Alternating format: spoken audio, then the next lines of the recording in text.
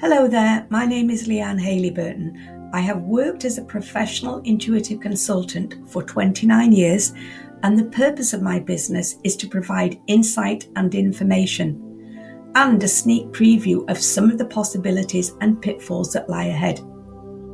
My strongest desire, however, is to assist my customers, readers, and viewers to become more personally empowered in the here and now, in this real, actual, everyday life that we are all living.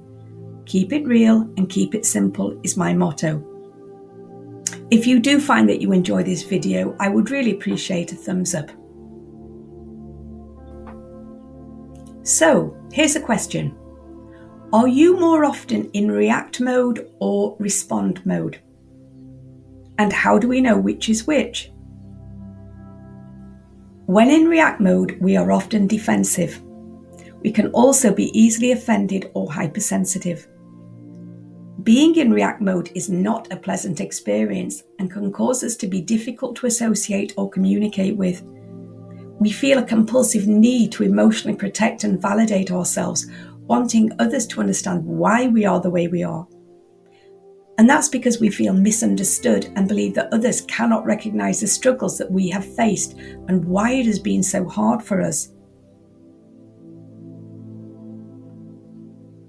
At the core of a reactive mindset is, more often than not, anxiety and fear, which can, if left unchecked, develop into victim mentality.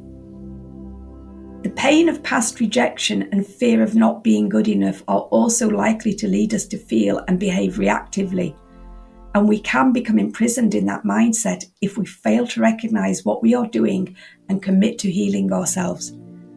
We cannot possibly feel good about ourselves when we are stuck in a reactive mindset, mainly because we believe that we are powerless. Sadly, the world tends to take us at our word and responds accordingly. And I know all of this because I personally experienced many painful years living in react mode.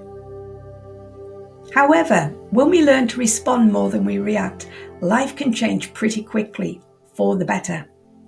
But it has to be said, learning how to respond rather than react does require conscious awareness and practice. It's about training ourselves to breathe and think before we immediately speak or behave in the same old way. We won't immediately succeed and we will still slip up at times, but the step-by-step process toward being more in control of our responses is the most reliable way forward. When we start to habitually respond to life circumstances rather than react, we are actually in the process of becoming more self-aware, which means that we are becoming more conscious. I would even go as far as to say that self-awareness is our superpower, especially in this modern reactive world. Objectively analysing ourselves is necessary when adopting a responsive mindset. It will lead us to accept responsibility for our attitude and behaviour, and to refuse to accept responsibility for someone else's attitude and behaviour. It gives us time to see a situation more clearly and therefore avoid the possibility of ending up wishing we'd handled things differently in hindsight. Learning to respond to life also cuts down on the amount of conflict and turmoil we can find ourselves in and helps us not to repeat old destructive patterns. Regardless of age, react mode can be an emotionally immature one, as commonly seen in young children who are developing life skills. We might have grown up in body but could still unconsciously be acting like a powerless child. Or we could still be unconsciously battling the influences of our childhood. There's no blame here, but it is a fact that unconscious, unself-aware parents can't teach their child what they themselves never learned. As I said earlier, react mode in adults almost always has its roots in anxiety and low self-worth, and is largely unconscious behaviour, until we become consciously aware of it, that is. Although it can sometimes have more to do with non-existent self-awareness and an overdose of self-entitlement. a dangerous and energetically unattractive combination. If you recognize that you have a tendency to react to life more than you ideally want or intend to, don't despair.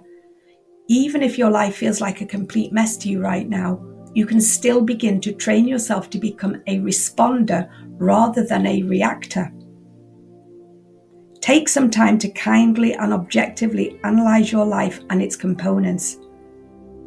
What is it that is causing you to feel reactive or defensive?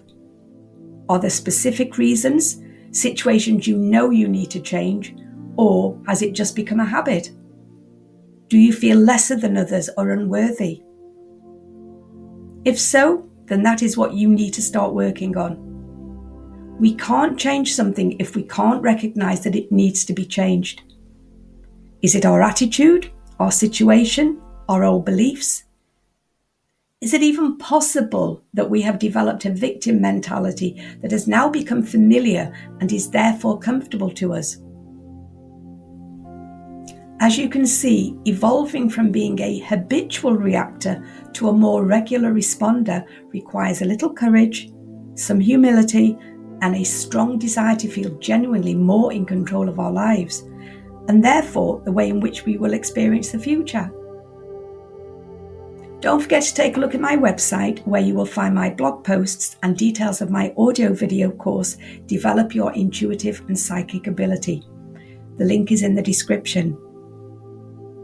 Take care and bye for now.